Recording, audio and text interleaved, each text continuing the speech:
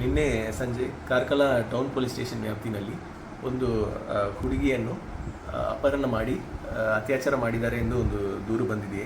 ಕೇಸಿಂದು ಸಾರಾಂಶ ಏನಂದರೆ, ವಿಕ್ಟಿಮ್ ಮತ್ತು ಅಕ್ಯೂಸ್ಡು 3 ತಿಂಗಳಾಗಿ ಇನ್ಸ್ಟಾಗ್ರಾಮ್ನಲ್ಲಿ ಪರಿಚಯ ಇದ್ದರು.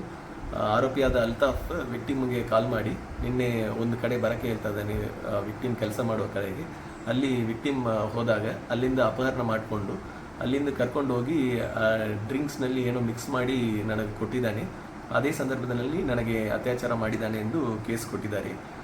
ಇದರ ಸಲುವಾಗಿ ಆರೋಪಿ ಅಲ್ತಾಫ್ ಮತ್ತು ಆ ಡ್ರಿಂಕ್ಸನ್ನು, ಬಿಯರ್ ಬಾಟಲ್ ಮತ್ತು ಡ್ರಿಂಕ್ಸನ್ನು ತಂದು ಕೊಟ್ಟಿರುವ ಇನ್ನೊಂದು ಆರೋಪಿಯಾದ ಸುವೀರ ಅವರನ್ನು ಮತ್ತು ಅವರಿಬ್ಬರು ಬಳಸಿರುವ ಗಾಡಿಗಳನ್ನು ಈಗಾಗಲೇ ಸೀಸ್ ಮಾಡಲಾಗಿದೆ. ವಿಕ್ಟಿಮ್ ಈಗ ಹಾಸ್ಪಿಟಲ್ ಟ್ರೀಟ್ಮೆಂಟ್ಗೆ KMC ಮಣಿಪಾಲ್ಗೆ ಶಿಫ್ಟ್ ಮಾಡಲಾಗಿದೆ. ಸೊ ವಿಕ್ಟಿಮ್ ಸಲುವಾಗಿ ಮತ್ತು ಅಕ್ಯೂಸ್ ಸಲುವಾಗಿ ಮುಂದೆ ಇರುವ ಲೀಗಲ್ ಪ್ರೊಸೀಜರ್ಸನ್ನು ಆದಷ್ಟು ಬೇಗನೆ ಮಾಡಿ ಮುಂದೆ ಕಾನೂನು ರೀತಿಯಲ್ಲಿ ಕ್ರಮ ತಗೊಳ್ಳಲಾಗುವುದು.